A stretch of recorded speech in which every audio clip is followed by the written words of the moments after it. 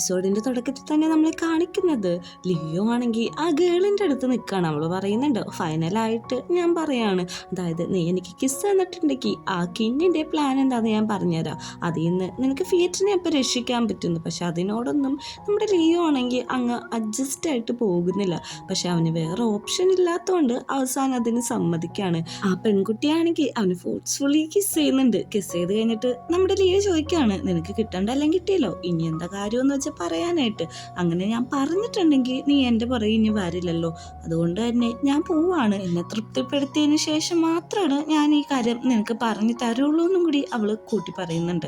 ഇതെല്ലാം ആ പെൺകുട്ടിയുടെ ഫ്രണ്ടായിട്ടുള്ള മറ്റൊരു ഗേള് ഫോട്ടോസും വീഡിയോസൊക്കെ എടുക്കുന്നുണ്ട്. ആ പെൺകുട്ടീനെ അത് കാണിച്ചും കൊടുക്കുന്നുണ്ട്. ഫോട്ടോസും വീഡിയോസൊക്കെ നല്ല ക്ലിയർ ആയിട്ട് കിട്ടിയിട്ടുണ്ടെന്ന്. അത് മാത്രമല്ല ഫിയറ്റ് ഇവിടുന്ന് കരഞ്ഞുകൊണ്ട് പോകുന്നതും കണ്ടു എന്ന് പറയുന്നുണ്ട്.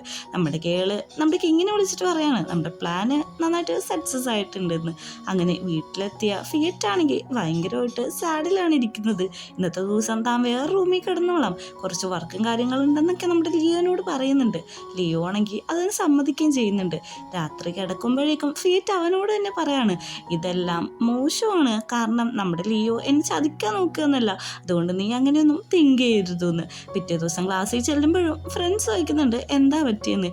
ഒന്നുമില്ലെന്ന് പറഞ്ഞ് നിൽക്കുമ്പോൾ തന്നെ ആ നിൽക്കുന്ന പെൺകുട്ടി, അതായത് ഇവളുടെ പേര് പന്നെന്നാണ്, പന്നു വന്നിട്ട് പറയുന്നുണ്ട് എനിക്ക് സംസാരിക്കാനുണ്ടെന്ന്. നമ്മുടെ ഫിയറ്റ് അവളുടെ അടുത്തേക്ക് ചെല്ലാണ്. എന്താ കാര്യമെന്ന് ചോദിക്കുമ്പോഴേക്കും, അതെ നീ ഈ ലിയോൻ്റെ പുറകെയുള്ള റിലേഷൻഷിപ്പ് നിർത്തിക്കോ, അവൻ നിൻ്റെ ഒപ്പം നിൽക്കുന്നത് അവനൊരു ഗേളിനെ ഇതുവരെ ഡേറ്റ് ചെയ്യാത്തതുകൊണ്ടാണ്, അല്ലാതെ നിന്നോട് കൃത്യമായിട്ട് ഇഷ്ടം കാര്യങ്ങളൊന്നും ഉള്ളതുകൊണ്ടല്ലെന്ന്. എടി നീ അതൊരു കാര്യം ചെയ്ത് നിൻ്റെ ഫാൻറ്റസി വേൾഡിൽ നിന്ന് റിയൽ വേൾഡിട്ട് എണീറ്റ് വാ, എന്നിട്ട് നീ മര്യാദക്ക് സംസാരിക്കാൻ പഠിക്കുമെന്ന് പറഞ്ഞിട്ട് നമ്മുടെ ഫിയറ്റ് ആണെങ്കിൽ അവിടുന്ന് പോവാണ്. ഇതെല്ലാം കണ്ടുകൊണ്ട് നമ്മുടെ നെയ്മും തോയും അവിടെ തന്നെ നിൽക്കുന്നുണ്ട്.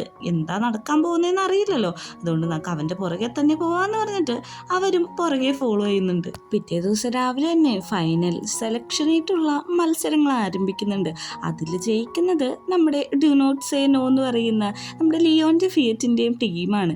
അതുകൊണ്ട് തന്നെ അവർക്ക് ഒത്തിരി സന്തോഷവുമാണ്. പക്ഷെ അവിടെ വെച്ചിട്ട് ഫിയറ്റ് ഒരു കാര്യം കാണുന്നുണ്ട്, അതായത് ആ ബാഡ് ഗേളും നമ്മുടെ ലിയോയും കൂടി മാറി ഇന്ന് സംസാരിക്കുകയാണ്. എന്താ കാര്യമെന്ന് വയ്ക്കുമ്പോഴേക്കും ഫൈനലിലെ കിങ് ഒരു പ്ലാൻ ചെയ്തിട്ടുണ്ട്, അത് ഫിയറ്റിനെ നന്നായിട്ട് അഫക്റ്റ് ചെയ്യും, അത് വേണ്ടെങ്കിൽ നീ എന്നെ അതിന് തൃപ്തിപ്പെടുത്ത്, എന്നിട്ട് അതെന്താണെന്ന് ഞാൻ പറഞ്ഞു തരാമെന്ന് പറയുന്നുണ്ട്. ഈ പ്രാവശ്യം ശരിക്കും പേടിയായ ലിയോ അത് ട്രൈ ചെയ്യാൻ വരുന്നുണ്ട്. പക്ഷേ അത് അവന് പറ്റുന്നില്ല. ഇതേ സമയത്താണ് അങ്ങോട്ടേക്ക് ഫിയറ്റും വരുന്നത്. ഫിയറ്റ് ആണെങ്കിൽ ക്ലാപ്പ് ചെയ്തിട്ട് പറയാണ്, നീ എന്തൊക്കെ ഗെയിം കളിച്ചാലും ഞങ്ങൾ തമ്മിൽ പിരിക്കാൻ പറ്റത്തില്ല, അതുമാത്രമല്ല നീ നിൻ്റെ ഫേസൊക്കെ ഇടയ്ക്കൊന്ന് മിററിൽ നോക്കുന്നത് നല്ലതായിരിക്കും, അതുമാത്രമല്ല മൈൻഡ് ഗെയിം കളിച്ചിട്ട് ഞങ്ങൾ രണ്ടുപേരെ രണ്ട് സ്ഥലത്താക്കാൻ നോക്കിയിട്ടുണ്ടെങ്കിൽ നടക്കത്തില്ല, കാരണം ലിയോനെ എനിക്ക് നന്നായിട്ട് അറിയാം. ലിയോ ഇതിന് എക്സ്പ്ലനേഷൻ തരട്ടെ എന്ന് നോക്കുമ്പോഴേക്കും അതിൻ്റെ ഒന്നും ആവശ്യമില്ല ലിയോ, നീ എന്തിനിങ്ങനെ പേടിക്കുന്നത്, ഇവളുടെ സ്വഭാവം എനിക്ക് നന്നായിട്ട് അറിയാം, അതുകൊണ്ട് തന്നെ നീ ഒന്നും പറയേണ്ട ആവശ്യമില്ല, നമ്മുടെ മെമ്പേഴ്സൊക്കെ നോക്കിയിരിക്കുന്നുണ്ട്, അപ്പോൾ പോകാമെന്ന് പറഞ്ഞിട്ട് ലിയോനെയും വിളിച്ചുകൊണ്ട് അവിടുത്തെ പോവുകയാണ്. ആ പെൺകുട്ടിക്ക് ഒന്നും കൂടി ദേഷ്യം കയറി വരാണ്. പകുതി എത്തുമ്പോഴേക്കും നമ്മുടെ ലിയോ ചോദിക്കുന്നുണ്ട്, നിനക്ക് ശരിക്കും എക്സ്പ്ലനേഷൻ വേണ്ടേന്ന്, എൻ്റെ ഒന്നും ആവശ്യമില്ല, എനിക്ക് മനസ്സിലാവല്ലോ, നീ അങ്ങോട്ട് ചെല്ലേ, എനിക്കൊരു സ്ഥലം വരെ പോകാനുണ്ട്, പോയിട്ട് ഞാൻ വരാട്ടോ എന്നും കൂടി പറഞ്ഞിട്ടാണ് ഫിയറ്റ് അവിടുന്ന് പോകുന്നത്. അവൻ പോകുന്നത് വേറെ സ്ഥലത്തേക്കൊന്നുമല്ല, ഇവരെപ്പോഴും പോയിരിക്കാറുള്ള റിവറിൻ്റെ സൈഡിലാണ്. അവിടെ ചെന്നിരുന്നിട്ട് അവൻ്റെ മനസ്സിലുള്ള സങ്കടങ്ങളെല്ലാം കരഞ്ഞു തീർക്കാണ്. അതായത് താൻ കാരണമല്ലോ ഇങ്ങനെയൊക്കെ നടക്കുന്നത്, ഇതെല്ലാം തെറ്റാന്നറിയാം, പക്ഷെ അവനതൊന്നും സഹിക്കാൻ പറ്റുന്നില്ല. അതേസമയമാണ് അങ്ങോട്ടേക്ക് കിന്നി കയറി കോൾ ചെയ്യുന്നത്. കിന്നിൻ്റെ കോൾ എടുത്ത് ചോദിക്കുന്നുണ്ട്, നീ എന്ത് പറയാനാണ് എന്നെ വിളിക്കുന്നതെന്ന്. എടാ നീ കോള് കട്ടയല്ലേ, ഞാനിപ്പോൾ ഒരു ഫ്രണ്ടായിട്ടാണ് സംസാരിക്കുന്നത്. ലിയോനെ ആ പെൺകുട്ടിയുടെ ഫാദറും കൂടി അവനെ എൻഗേജ്മെൻറ്റിൽ ഉൾപ്പെടുത്താനായിട്ട് നോക്കുന്നുണ്ട്, ഞാനത് നിനക്ക് എക്സ്പ്ലെയിൻ ചെയ്തു തരാമെന്ന് പറയുന്നുണ്ട്. ഇതേ സമയം നമ്മുടെ ലിയോ ആണെങ്കിൽ ഫിയറ്റിനെ നോക്കി കിടക്കുന്നുണ്ട്. ആ പെൺകുട്ടി അങ്ങോട്ട് വന്നിട്ട് പറയുന്നുണ്ട്, ഇപ്പോൾ നമ്മുടെ ഫിയറ്റ് ആണെങ്കിൽ കിന്നിൻ്റെ ഒപ്പമാണ്, ഞാൻ നിന്നെ അങ്ങോട്ട് കൊണ്ടേ കാണിച്ചു തരാമെന്നും പറയുന്നുണ്ട്. അതിന് നമ്മുടെ ലിയോ ആണെങ്കിൽ സമ്മതിച്ചു കൊടുക്കുകയാണ്. കിങ് പറഞ്ഞ കാര്യങ്ങളെല്ലാം വിശ്വസിച്ചിട്ട് ഫിയറ്റ് ബാറിലേക്ക് എത്തുന്നുണ്ട്. അവിടെ ചെല്ലുമ്പോഴേക്കും എന്താ കാര്യം എന്ന് വെച്ചിട്ടുണ്ടെങ്കിൽ ഓപ്പണായിട്ട് പറയാണ്. അത് നീ എന്തെങ്കിലും കുടിക്ക്, ഡ്രിങ്ക്സ് ഓർഡർ ചെയ്യട്ടെ എന്ന് ചോദിക്കുമ്പോഴേക്കും എനിക്ക് വേണ്ട, അതിൽ നീ എന്തെങ്കിലുമൊക്കെ കലക്കിയിട്ടുണ്ടാവും എന്ന് പറയുന്നുണ്ട്.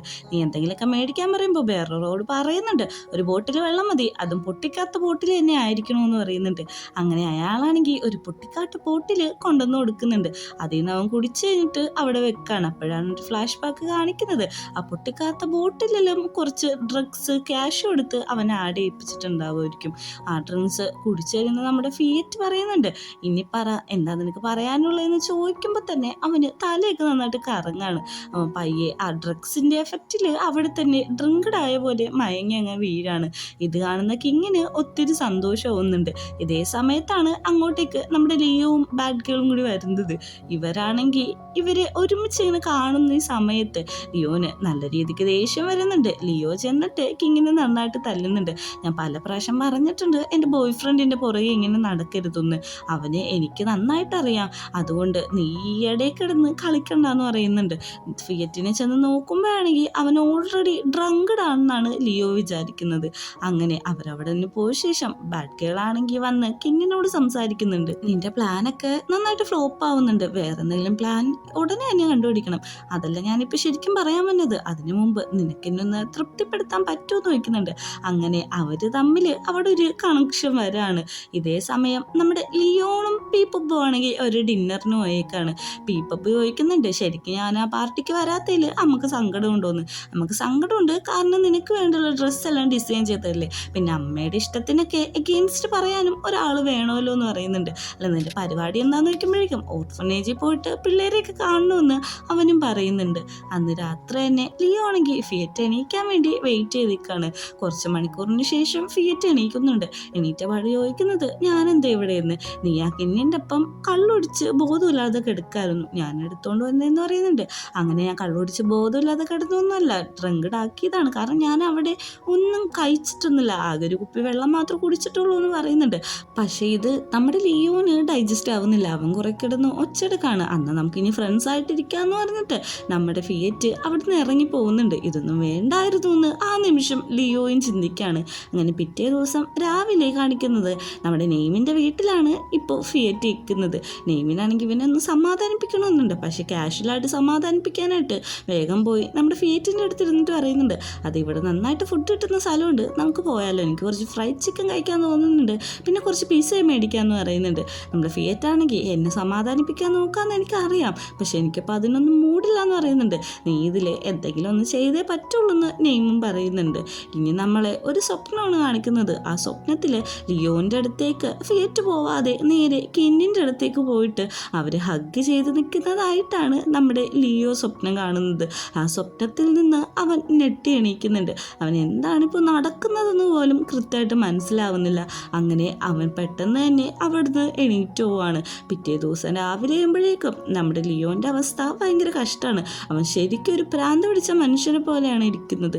ഇതേ സമയത്ത് അങ്ങോട്ട് ലിയോൻ വരുന്നുണ്ട്. കോളൊക്കെ ഇങ്ങനെ അടിച്ചുകൊണ്ടിരിക്കുകയാണ്. ആ കോൾ എടുത്തിട്ട് പറയുന്നുണ്ട്, നെയ്മേ നീ പേടിക്കണ്ട, ഞാനിവിടെ എത്തിയിട്ടുണ്ട്, ഞാൻ അവനോട് സംസാരിച്ചിട്ട് എന്താണെന്ന് വെച്ചാൽ നിന്നെ വിളിച്ച് അറിയിക്കാമെന്ന് പറയുന്നുണ്ട്.